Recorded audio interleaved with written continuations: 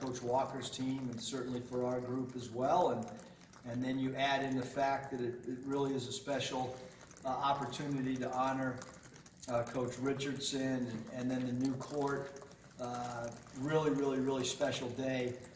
Much more meaningful than just what would normally be a normal exhibition game. This kind of takes on a life of its own, and I think it's going to be a great game for all the people involved. And it's been really neat for me to get some phone calls from former players. Talked to Corey Beck yesterday, talked to Clint McDaniel the other day.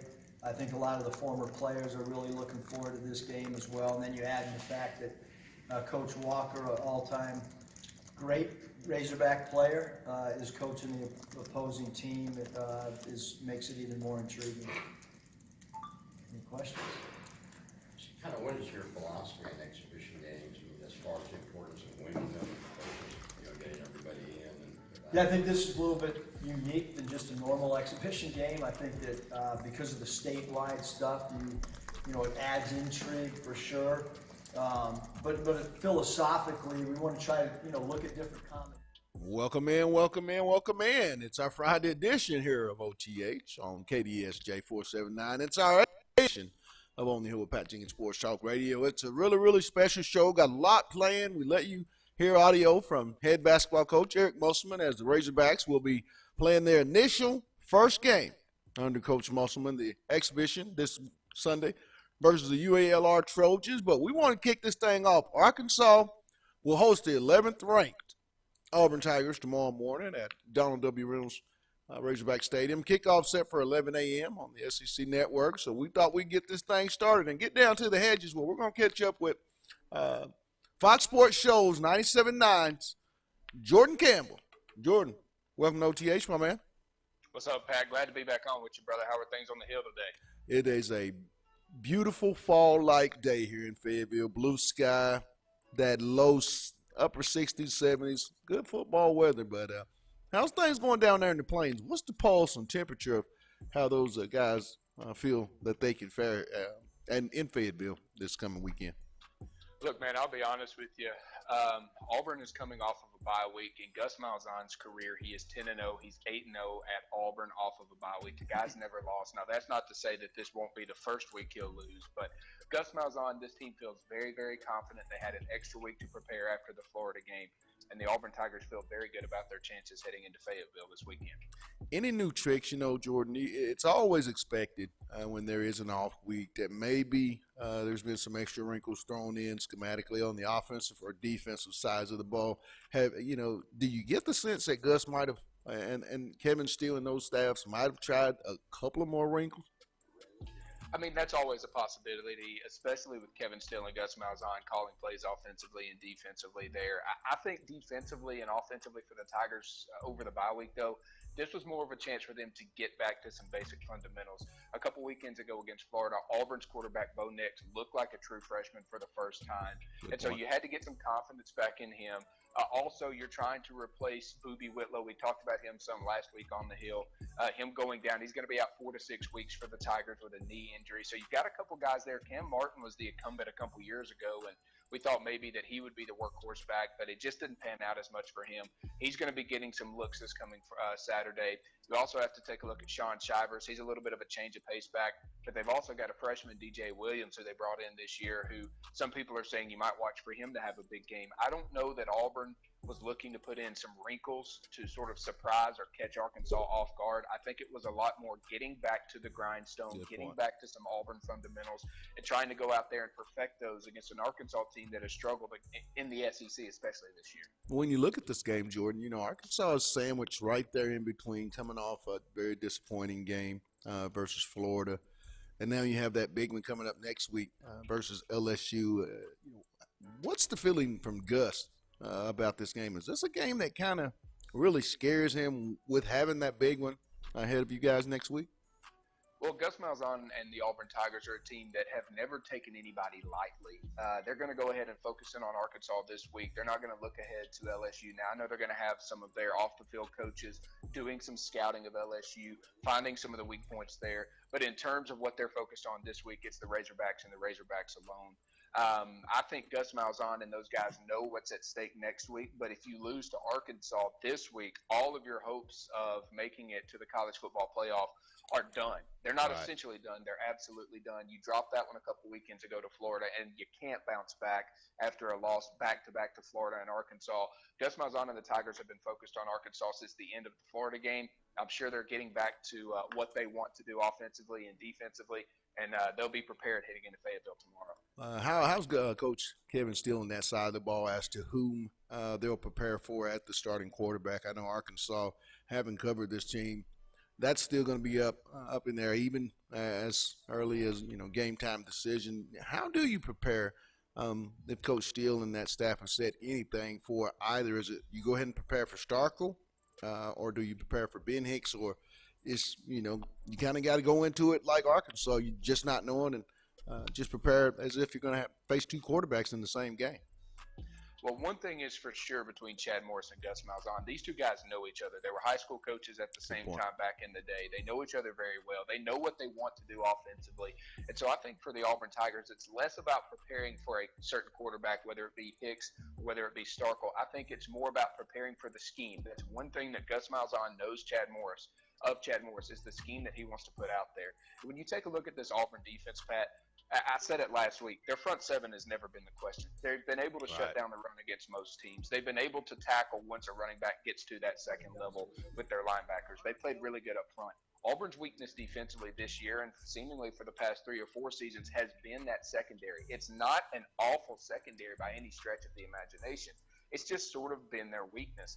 When you take a look at Auburn this week, I think they're going to sell out. I know Rakeem Boyd has been banged up. He's supposed to suit up and play tomorrow. You still got Devlaw there. You still got some talented guys who can run the rock. Right. But I think Auburn is really preparing more for the Arkansas scheme than they are the guy that plays the quarterback position. And I wouldn't expect to see a loaded box against Arkansas and say, all right, we're going to shut down Boyd and force Starkle or Hicks, whoever it may be, to beat you with the pass. Because when you take a look at Arkansas's offense, they pass the ball fairly well in terms of what they like to do. They've got over 1,500 yards on the year.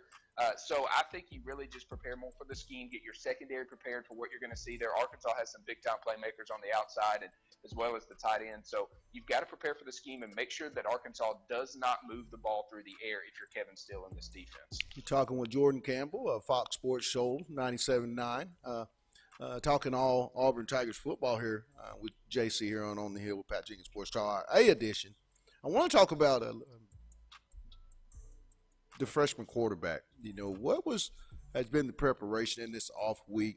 With Nix having the type of game that he had, and I think that's to be expected. Because rare times do you see a true freshman starting at quarterback. But what's been Coach Malzahn's message to Nix heading into tomorrow's game here in Fayetteville? I would imagine the key word for Gus Malzahn this week to Bo Nix has been confidence. Let's get back to that confident style of play, what you're comfortable with, that you know you can do. Florida did a really, really good job a couple weekends ago of putting pressure on Bo Nix and getting him outside of his comfort zone. When you take a look at the statistics, Nix was 11 for 27, 145 yards, 1 touchdown, and 3 interceptions. That's been very unlike him throughout the course of the season. So I think getting back to some confidence is really what you want to do there.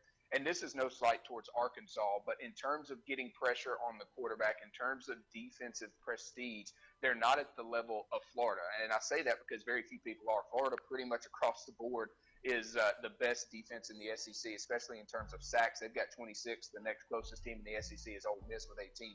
So Florida does a great job of getting pressure on the quarterback, and they also do a good job of taking those opportunities to get interceptions. They've got 12 interceptions. That leads the SEC as well. So I think that this week it's been getting back to some confident style of play, letting Nix know, hey, you are still a good quarterback. I chose you to be our starting quarterback for a reason. This is a game that we're going to get back to some of the basics. Our offensive line is going to play better against Arkansas. At least that's the hope. That's the plan. And when you're in a comfortable position, you can do a lot of really remarkable things. I mean, think back to the Oregon game. When you've got time, you can hit Seth Williams for a go-ahead touchdown at the end. Well, Jordan, got about a minute left in the segment, about a minute and a half, I should say. But I want you to give me your offensive player in tomorrow's ball game, your defensive player, and then your final score of the Auburn Tigers versus the Arkansas Razorbacks on Saturday. Offensively, there's a lot of question marks coming into this one, especially at the running back position. As I mentioned, a couple of the guys earlier who were going to be counted on to pick up the production left by Boobie Whitlow. But I think each and every week when you've got a true freshman starting at quarterback, that's got to be your key. If Bo Nix plays well, Auburn's offense is going to play well. And so I think that my Auburn offensive key player is going to be Bo Nix. Defensively, I honestly think it's the corner Noah Igbenogany. He's a guy who came to Auburn as a wide receiver, transitioned a couple seasons to go to cornerback. He's picked his play up, but at times, especially against Florida, Swain ate him up. A lot of people were able to eat him up at times. So I think if Igbenogany can show that he can play, he's one of the fastest guys on the football field, extremely talented athlete. I think defensively, if Igbenogany has a big game, doesn't allow any big time plays through the air, that's going to be a good sign for the Auburn Tigers. In terms of my final score for this one, I'm looking at Auburn getting back to what they like to do offensively. I think they're going to put up quite a few points in this one. Let's go 35-17 Auburn. All right. Well, JC, thanks for taking time out. Enjoy the weekend, and we'll possibly get back and recap this game at some point next week. But you have a blessed one, my man, and thanks for taking time out here on OTH today. You too, brother. Always enjoy being on the hill with you, Pat. All right, my man. That was Jordan Campbell of Fox Sports Shows 97.9 out of the Alabama area. It's covering all Auburn Tigers for us here on the hill. But we're going to take a real quick break. We caught up with Arkansas head football coach Chad Morris. He's going to recap a little bit of this upcoming game versus Auburn. And then when we come back, Alyssa Orange of the Pig Trail Nation. Time to talk a little Hogs football, and then we're going to talk a little basketball with AO as well. This all coming up. It's the A, and you're listening to On the Hill.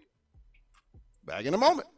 As well as the 1969 and 89 team. So we got a lot of activities going to be happening on the hill this weekend. So excited to get back out on the field today. Yesterday was a really good practice.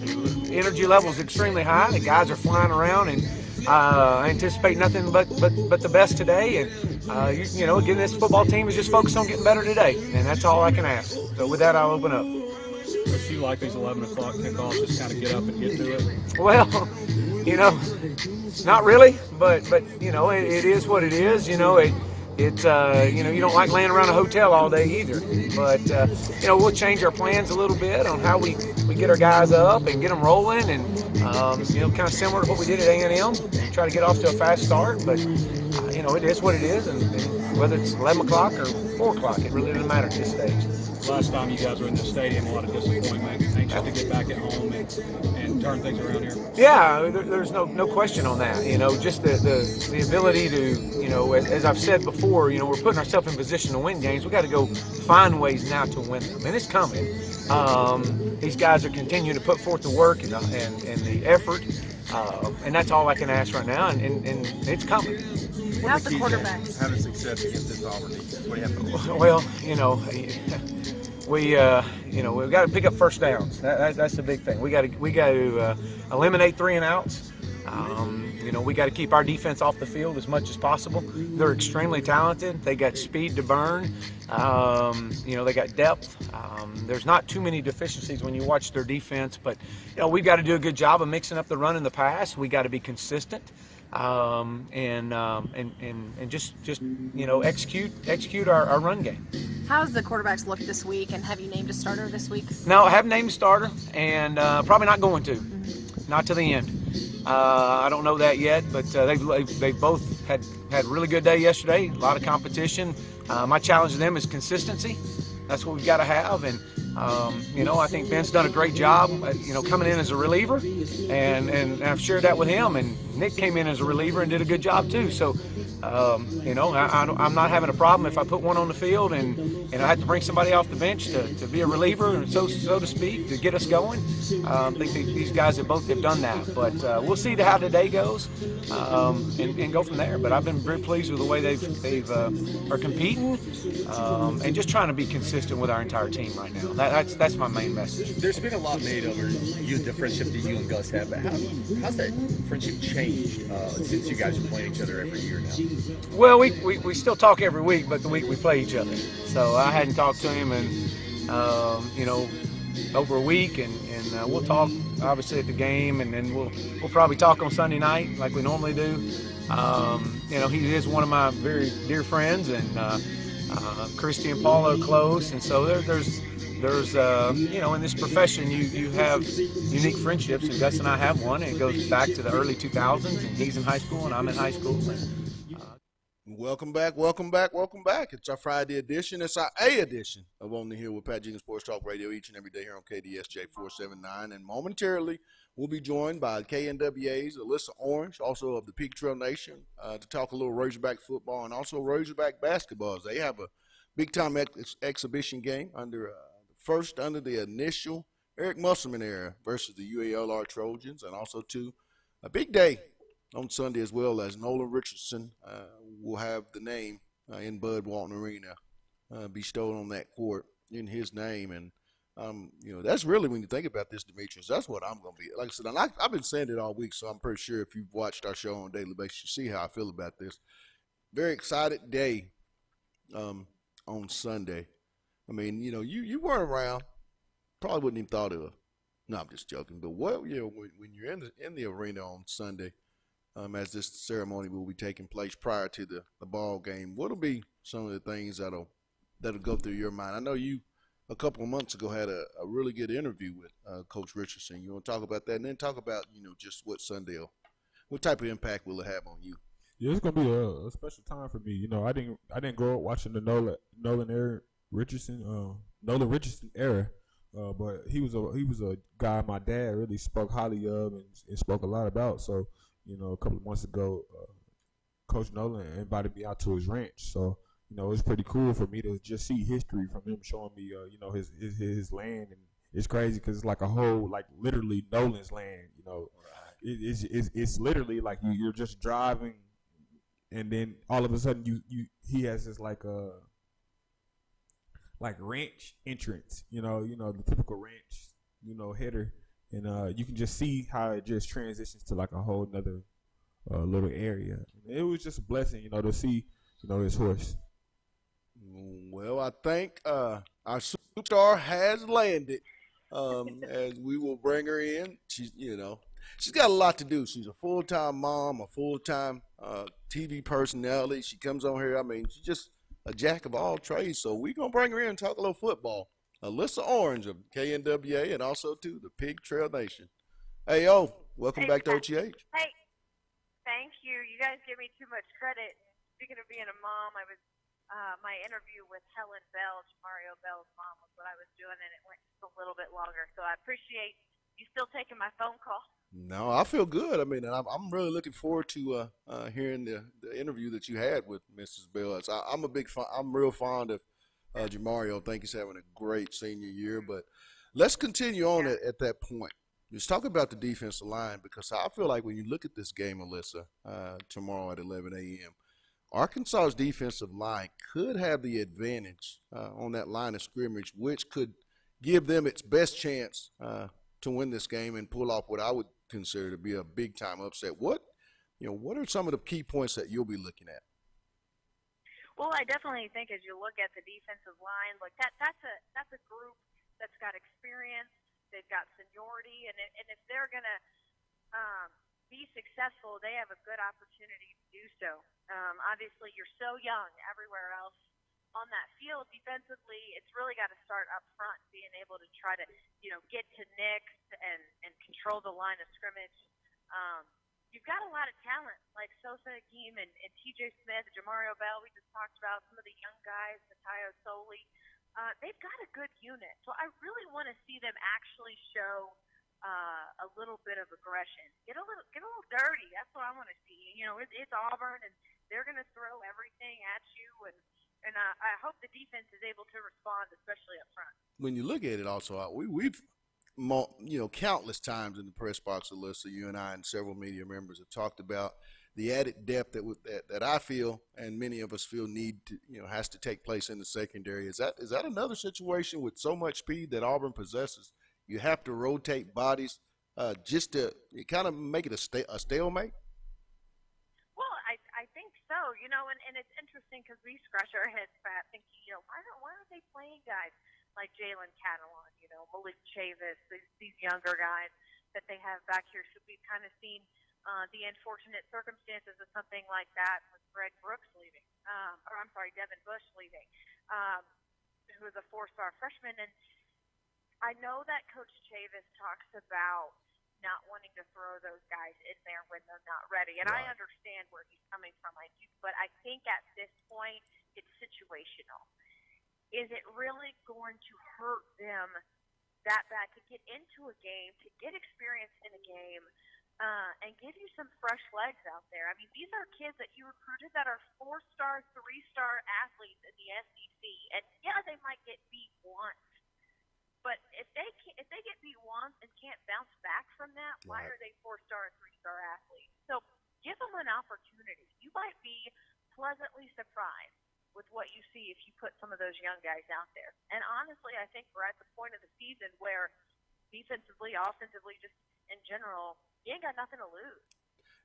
Speaking of at the point of the season, it would seem like you should be at a point, if you're Chad and that offensive staff as a whole, you're at a point at that quarterback spot midway through your second year. You've got to start getting some stability at that position. Alyssa, I'm going to ask you, in your own personal opinion, when is it a good time to insert maybe a John Stephen Jones or a KJ? Are we at that point in the media, as well as so many fans, that we'd like to see just what those two, because we keep hearing about Chad saying they need a spark. Is it time to see if those two can add that spark that's really, really needed to kickstart them offensively? I go back and forth with this because I've just been overall just kind of disappointed.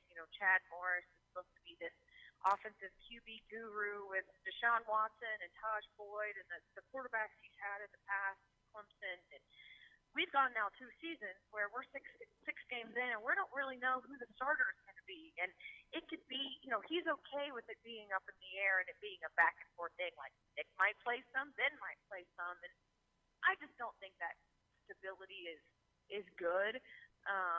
It might work, but I don't necessarily think it's a good thing. I don't see a problem with throwing KJ Jefferson out there a little bit. I mean, you remember a couple of years ago, Brandon Allen's very first start was against Alabama. Right. And sometimes you just have to do stuff like that. So if Connor Nolan got a start last year, and so if you just need to throw a guy out there like KJ Jefferson just to see what he can do. You don't want to completely rock his confidence against an Alabama or an Auburn, but again, we're at the point of the year where you just don't know what's going to happen, and it might be beneficial to take a risk.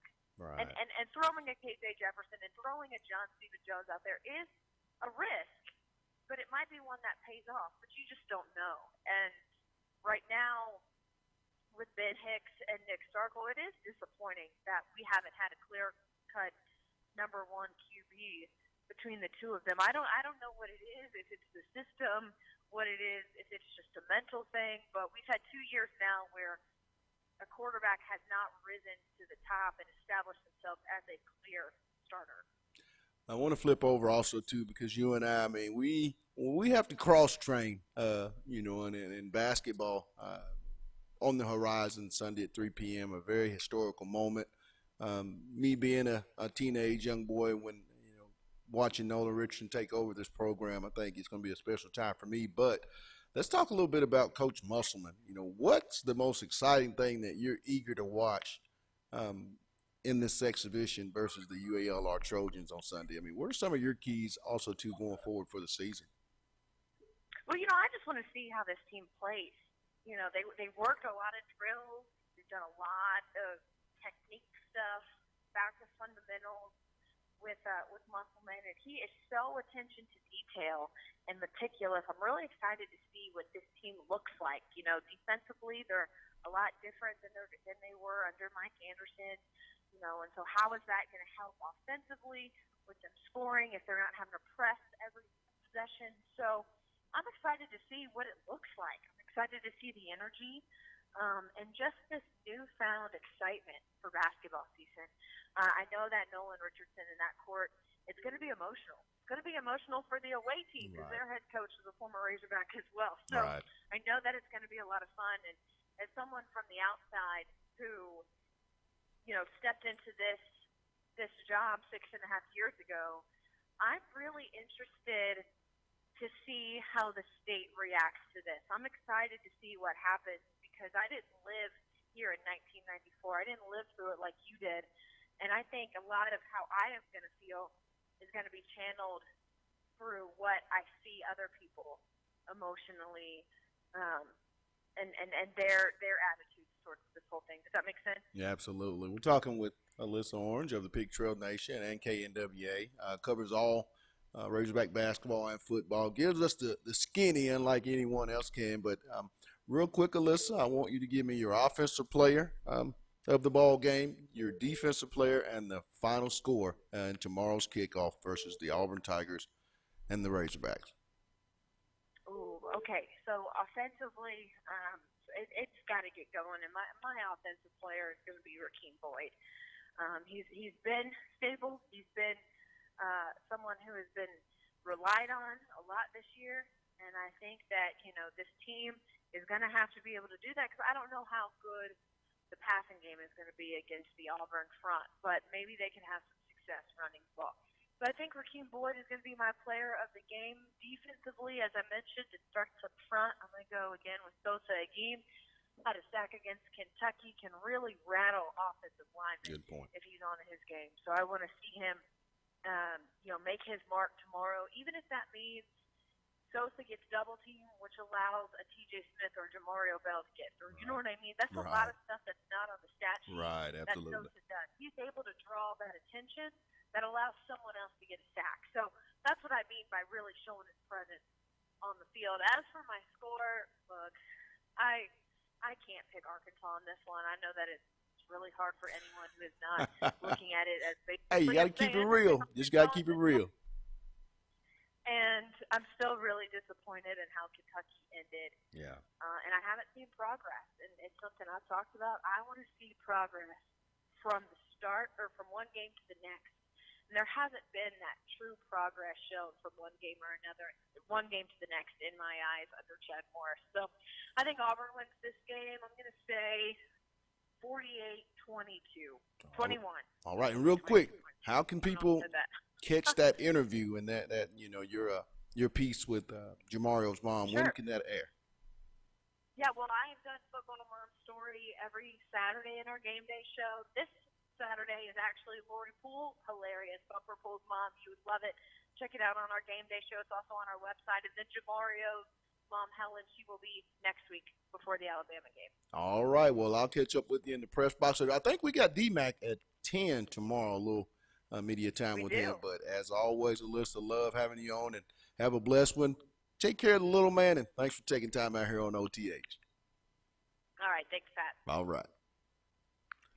That was Alyssa Orange of KNWA, and also, too, Pig Trail Nation, a big, vital part of that production on the Pig Trail Nation. I'm talking about this lady she puts it all in every story she does. But we're going to take a quick break, let you hear a little bit more of Chad Morris with the media earlier this week, and then we're going to come up with the Arkansas Demgads, Scotty Bordelon. Time to talk even more Razorbacks and more Musselman basketball. All that's coming up on the A on KDSJ 479.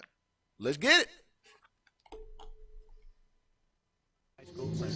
I got great respect for him. He's done a tremendous job everywhere he's ever been, and his team plays exceptionally hard. Do you still seek advice like you might have in 2003, or is that kind of beyond the pale now? Well, no. I mean, we'll talk. In the off season, we may talk a little bit of scheme here and there, but nothing like we did when I wasn't in the same conference with him. Coach, 18 games in now. I know you're pleased with the quarterbacks where they are now, but how difficult is it to go over that amount of time without having a guy just totally step up and take over the reins? It has been difficult. One thing we preach is consistency, and that's what we need. We need at that position, and that's, as you look across the landscape of football in general, that's one of the things you have to be successful, is be consistent at that position, and that's something we got to continue to develop, continue to grow into, and it's going to happen. It's just, but consistency at that position is huge. It's huge for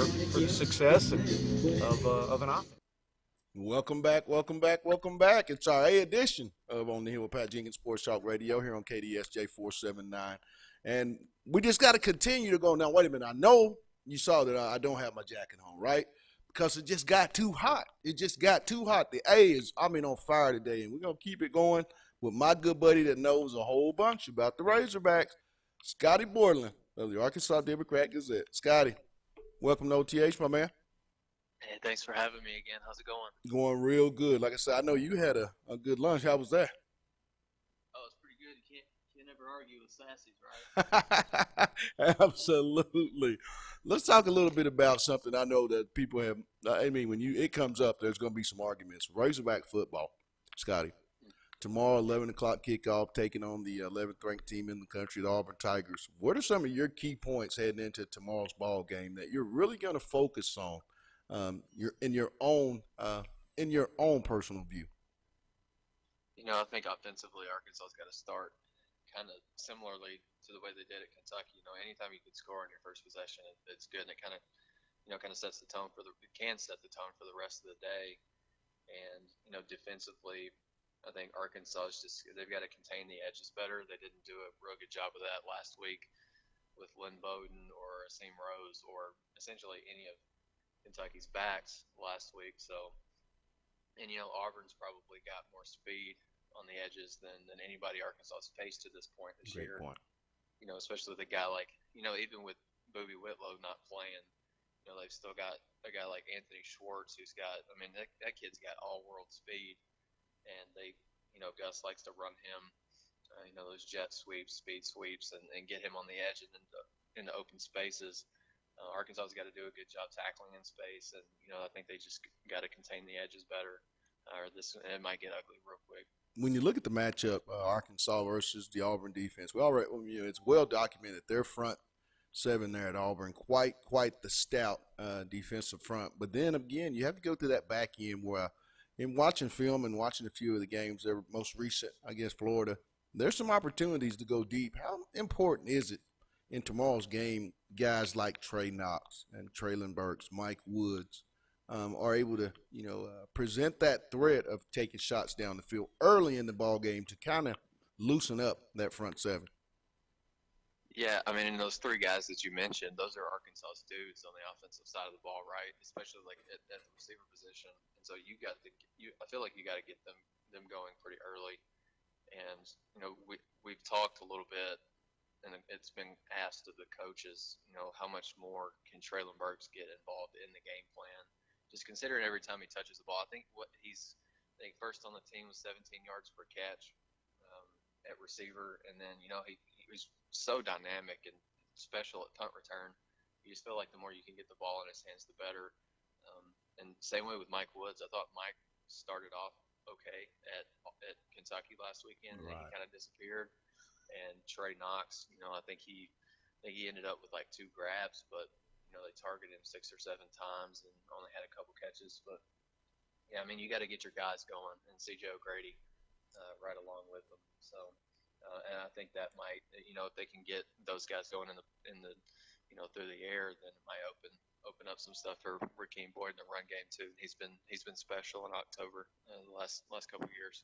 Seems like all week, both in our availability with Chad on Monday and then again just on Wednesday, does not really have a direction as to how Arkansas is going to go about it at quarterback. Scotty, we've sat through spring ball, fall camp, and 6 games into the year and watched this competition. I've always had the belief that, maybe John Stephen and KJ, if not getting a lot of reps, get, a package or 2. Are we at that stage right now in the Chad Morris era where we feel like these 2 young guys need to have an opportunity? Because he keeps talking about a spark. Is it time to see what these guys can do? I think it's coming. I don't think that it would be the greatest idea to put either one of those 2 guys in over the next 2 weeks against, Auburn and Alabama's defenses. Right. But, if the season, kind of does take a turn that, some people are expecting, then, I don't see why. I don't see why not give John Stephen and KJ a shot just to, just to see what you got potentially for next year. Nick Starkle will be back, and KJ, everything remains the same with him. He will be back, and but Ben Hicks, Ben Hicks might be the one that doesn't really like that because he's only got so many college games left too, and he wants to play as much as possible. So he knows his college days are running out. We'll see. I don't expect those two guys, unless the game just gets really out of hand, to see the field. But Joe Craddock said on Monday that if KJ keeps progressing, that they could potentially have a package in for him, toward the end of the year. And I don't think anybody would say they don't want to see that. They obviously want to see KJ in action. Talking with Scotty Borland of the Arkansas Democrat-Gazette, covers the Arkansas Razorback athletic program, both the men's basketball and football programs for us on the Hill. And real quick, before we continue on, I want to give a shout out to the sponsors: Lindsay and Associates, Locomotion, Corey Beck's Custom Painting, and our last one, KDK's Chicken. I want to also get off into a matchup that's real intriguing, Scotty. When you look at this ball game, Arkansas held that offensive unit of Gus Malzahn at last year 225 yards. I'm going by Coach John Chavis versus the Malzahn called offenses. Coach Chavis has had, I believe, out of the 11 lowest production offensive games from Gus, Coach Chavis has 4 of those. Talk about that matchup and how intriguing is that for you, and yet still how big is that Arkansas is able to, you want to fight off come to a stalemate, don't you, in tomorrow's ball game on that side of the ball? Oh, for sure. And I think if Arkansas could replicate what it did last year, maybe not in terms of the score, but in giving up 225 total yards, I don't know that Arkansas has done that. I don't know that Arkansas has done that this year. That would be, if they could replicate that, that would be pretty phenomenal. I think, Chavis has been around the game for a long time, and Gus has too, not nearly as long as Chavis has, but I think there probably is some familiarity. Chavis got a lot of experience in the SEC, and he's been around long enough where he's seen the game really evolve and change, and he's you may not see it with Arkansas's defense on a weekly basis, but he's trying to evolve his defense with how offenses are evolving too. I think Arkansas's defense is under Chavis, especially last year against Auburn. They had some success just because Auburn's offense kind of hinges on how successful it is on the ground, not particularly an offense that's going to just throw it all over the yard. They love the zone reads and the read options and that kind of thing. And I think that's something that Arkansas, maybe with a less mobile quarterback than what we saw last week with Lynn Bowden, might be able to contain an offense. I think Arkansas did that a little bit with Jarrett Stidham last year and wanted him to throw the football. That's obviously a big thing because Gus is obviously very innovative offensively, and Chavis has got to find a way to slow him down. And if they can find a way to even halfway replicate what they did last year, then they'll be on the right track. We've got about 4.5 minutes left in the segment, but I want to talk a little basketball. Growing up in the state of Arkansas, Scotty, I know your dad, possibly was a big-time Razorback fan during the Nolan Richardson era. From a media standpoint, you had a chance to kind of just walk a little bit in just the legacy that Nolan had, with the red-white game moving back over to Barnhill. You can kind of see it, but from a media standpoint, with you being the age you are, what will be one of the things that you're really interested in watching and discovering in this big, very special ceremony and ball game that will be taking place in Bud Walton on Sunday?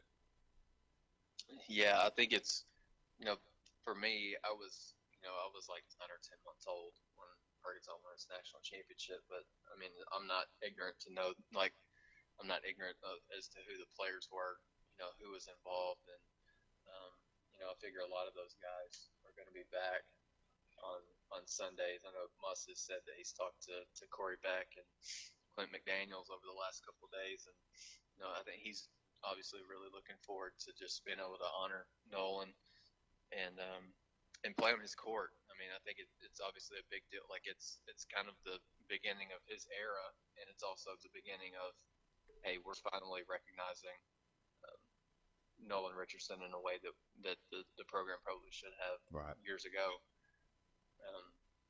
Yeah, I think it'll be cool to see the guys from the '90s and Nolan's former players again.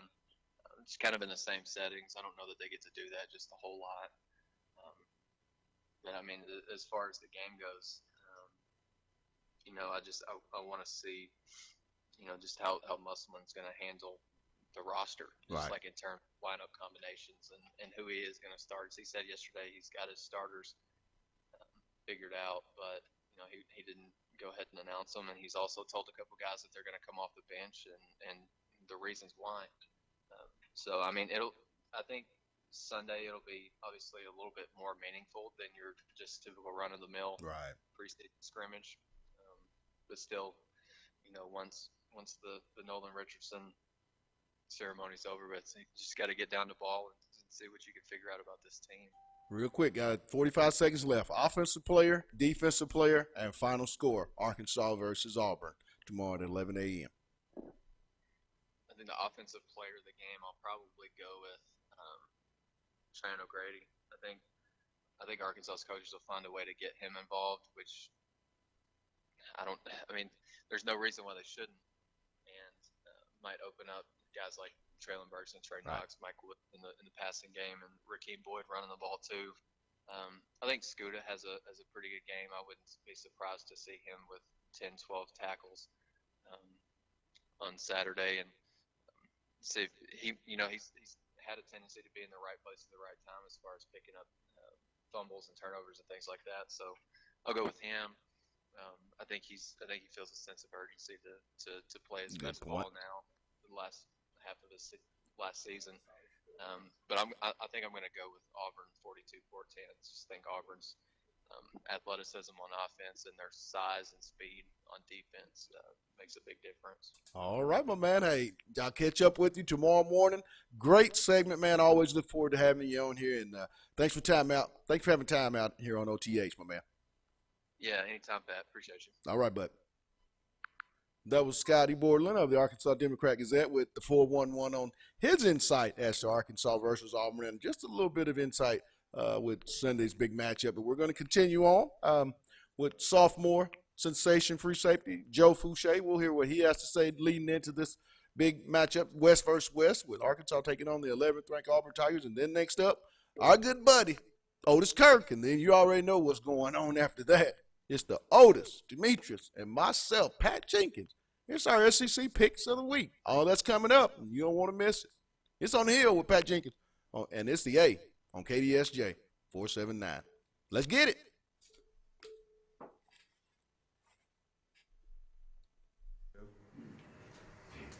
Joe, how hard is it as a freshman?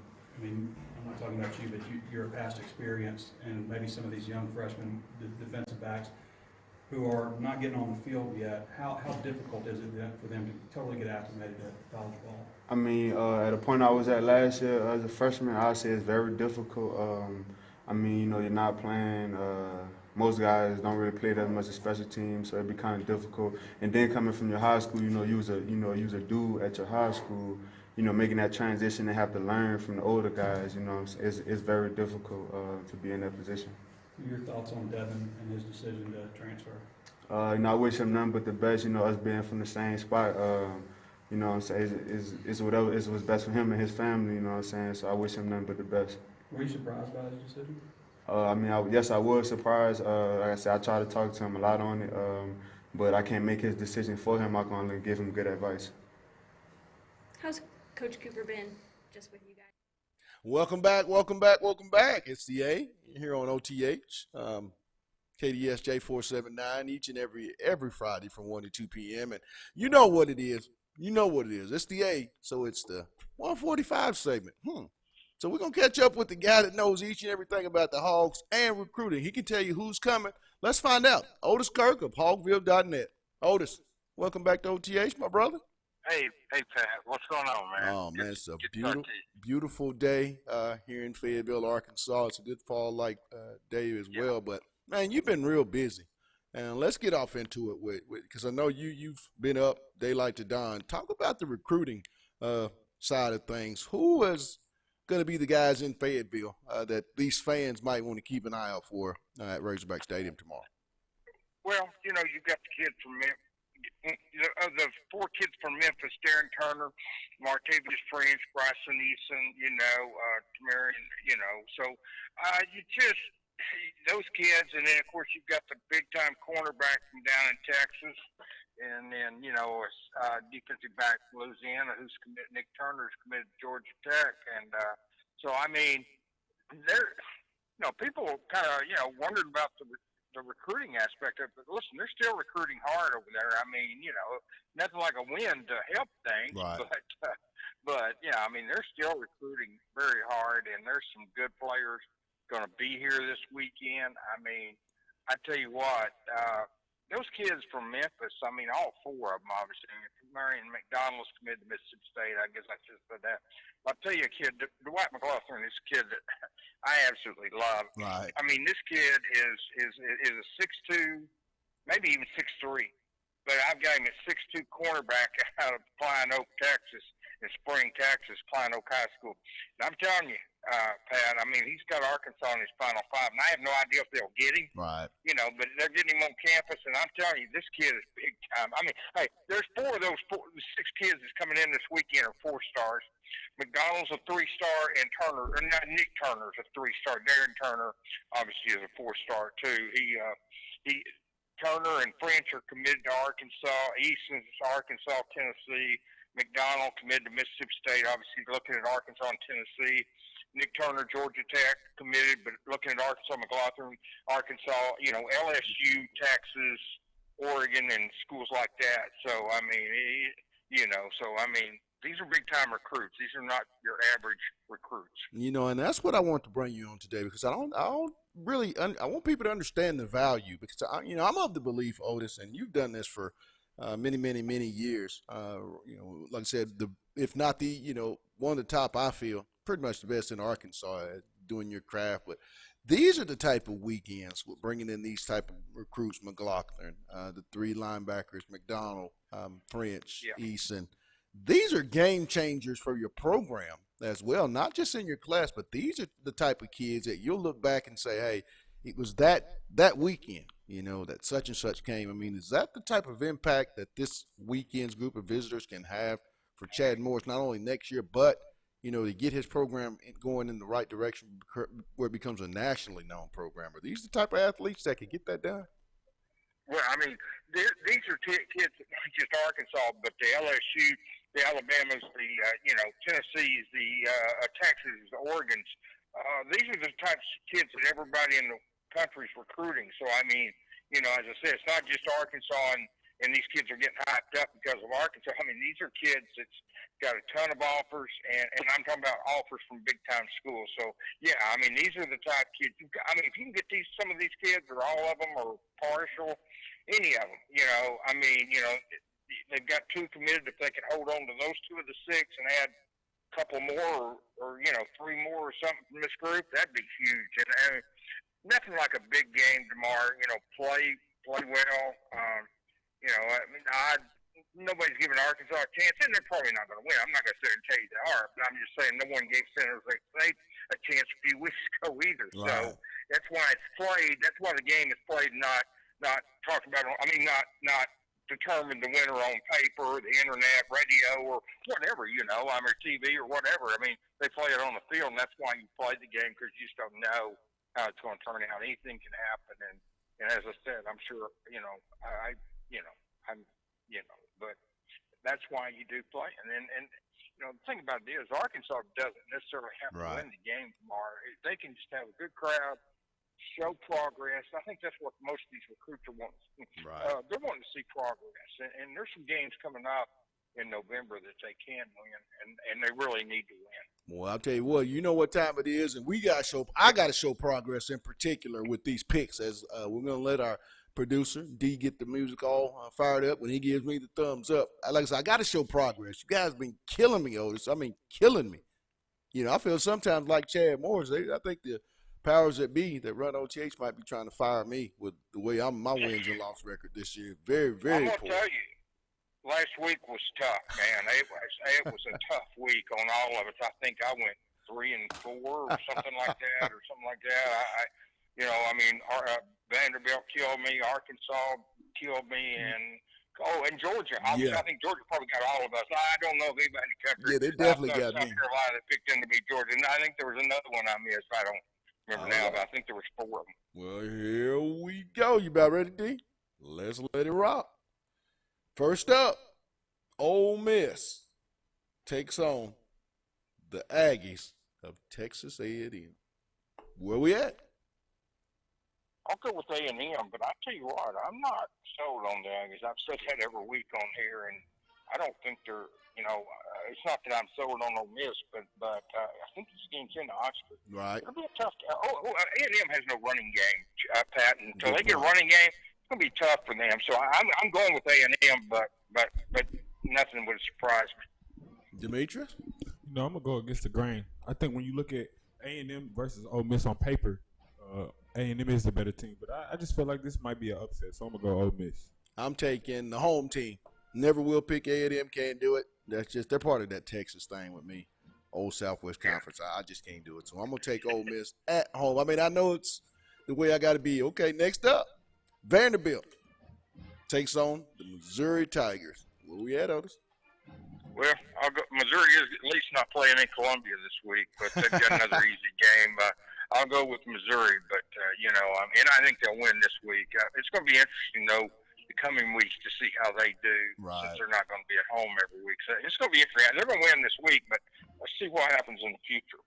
Demetrius? Yeah, I've been going with my guy Mason, man, but he's been letting me down thus far, so I'm gonna have to go Missouri this week. There's no way I'm gonna do it, and I have to eat a lot of crow. I have to say, because back in media day and early in the year, I was one of those. I thought this was going to be the best team, and I think I picked them third. Won't do that again. Nope. We're gonna go real quick, not by a matter of if, it's just by how much they get beat at home this week versus Missouri Tigers. I'm taking Missouri in this one. Next up, Alabama takes on the Tennessee Volunteers. Where we at, Otis? Alabama. This is easy. I'm with Otis on that one. That good old Roll Tide. Man, you know how Alabama is. Every time they play Tennessee, there's no love lost. I'm taking. But that would be the upset of the week if they. No, I said that Tennessee. All right, next up, Georgia hosts the Kentucky Wildcats. This Otis? would be upset.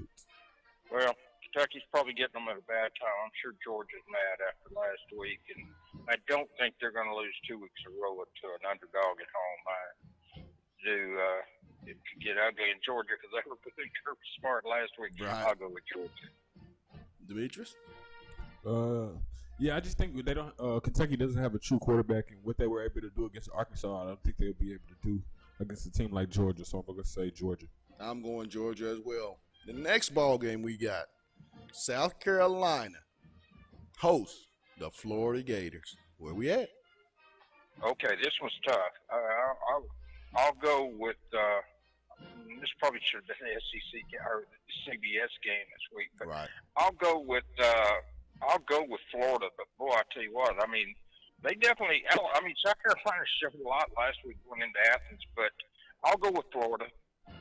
For some reason, I'm thinking Florida too. I know South Carolina does have that muster right now. They feel like they can beat any team, but I still think Florida's the team to beat in the East. I'm taking South Carolina. I think the big difference is going to be South Carolina's defensive line. It's just a little bit extra at home, and coming off having played the nation's best offensive line under Georgia and Coach Sam Pittman and playing the way they did, I think this is going to be a big major boost, and I'm going to go with South Carolina to knock off the Florida Gators and end all hopes of them being the SEC East champ. But next up, LSU and Mississippi State. Where we at? I'm going with LSU, and I predict in 2 weeks that Chad Morris will get his first SEC win when Mississippi State comes to Fayetteville. I'll give you an early prediction. Look at you. I'm going with LSU in this one. Demetrius? This was Mississippi State and who? LSU. Oh yeah, you know who I'm going. My Bayou Bengals, baby. We're undefeated, baby. Man, I'm telling you, Joe Burrow, I think, is the best quarterback in the SEC Hey, and this year for the way we he's beat playing. Alabama this year. I'm telling you, dude, offensively, whew, you knew it, Otis. Once they came up with a quarterback, it was going to be all gas, no brakes. So I'm going to take LSU in this. And then next up, to wrap it up, the final, Arkansas hosts This is a hard one. ranked Auburn Tigers at 11 a.m. in Donald W. Reynolds Razorback Stadium. I want your offensive player, defensive player, and final score. Otis. Oh, man. I'll go with Auburn, 35-10. I'll go with, on offense, I'm going to stick with Trey Knox. He kind of was silent last week. I think they'll get him the ball a little bit more this week. Defense, I'll go with my man Cam Cooley. I don't know. I mean, I'll go with Cam Cooley. All right. Score? No. That really meant Otis didn't know who to pick on defense because the defense is probably going to get shredded this week. So I'm going to go on defense. I think it's going to be somebody on the defense line. I'll go Jamario Bell. I'll go Bell. He's having a good season so far. Offense. I wouldn't say Rakeem Boyd, but me knowing what's going on with his injury situation, I'm gonna go Traylon Burks. I think coach is gonna do more to try to get him the ball. I don't necessarily know how, whether that's put him in the backfield or give him some type of screens, but I think they're gonna try to figure out some way to get Traylon the ball a lot more this week. That final score? A little to a lot. I think Gus is going to try to put 40 plus on at the pigsty. All right. I'm going to go offensive player. I'm going Traylon Burks. Defensive player, I'm going to go out on a limb, and I'm going to say Matea Soli.